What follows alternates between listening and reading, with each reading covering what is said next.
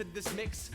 A Houston City Council member delayed votes on nearly the entire meeting agenda this morning. It's part of the ongoing battle over Prop B, which voters approved last November to raise firefighter salaries. Adam Bennett is live outside City Hall. Adam, exactly what is going on now? City Council member can tag an item, which means they can delay a vote on it until the next meeting. Now, usually they do this to get more information about an item, but in this case, a council member says he's trying to right a wrong. On a chilly Wednesday morning, Houston City Hall's council chambers got heated. Item 14. Tag.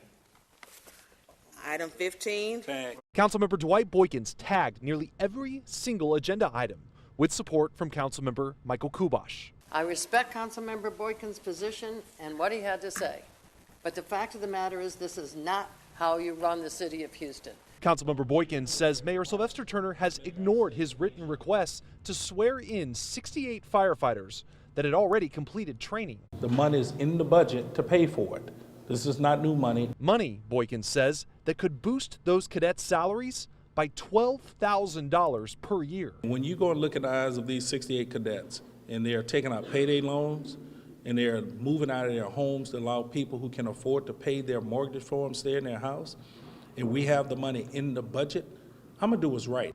And whatever you say, because I respect Sylvester Turner. He was an appropriator. My name is The mayor. Thank you. The CEO. And you are really pushing it. So be careful. What can you do to me, man? You're really pushing it. Anyway, I respect the mayor, Point of order. the CEO. Point of order. I want to know if that was, what kind of threat that was to my colleague. Mayor Turner, has the city tried to look at the budget and see if there are any other programs that can be cut so that firefighters don't need to be laid off and you could still implement Proposition B? We have scrubbed this budget. We don't want any employee to be laid off. It's not just firefighters. There are 47 municipal employees that are being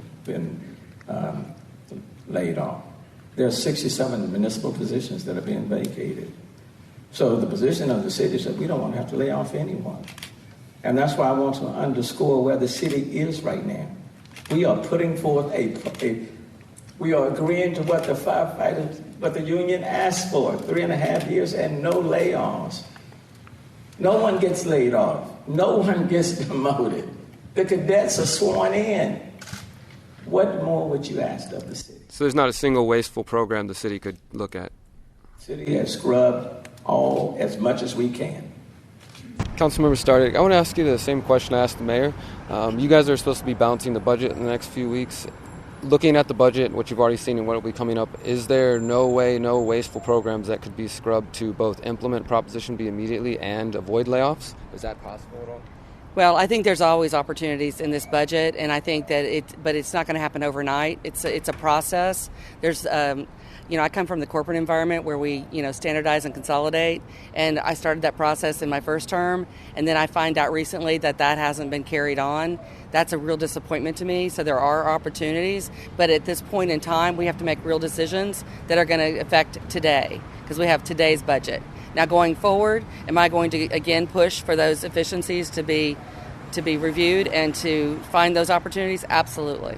One last question that's related to the budget, but I've previously been to City Council, and you were one of the council members who spoke in favor of asking questions about the 5G rollout that the mayor is a big supporter of.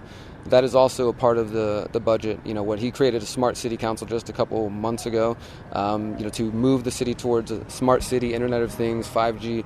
He's also received the 5G Wireless Champion Award from Verizon, the telecom lobby, basically. He's been unwilling to ask any questions about that. Is that something that you're willing to talk more about at future council meetings, or you're willing to I am always willing to evaluate everything.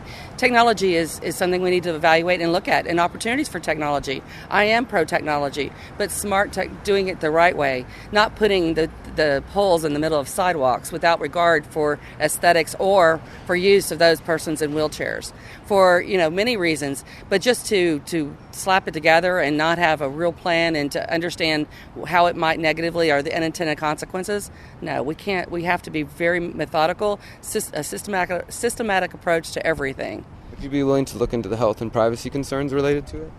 I'm always open to, as you know, I'm always willing to listen. Thank you.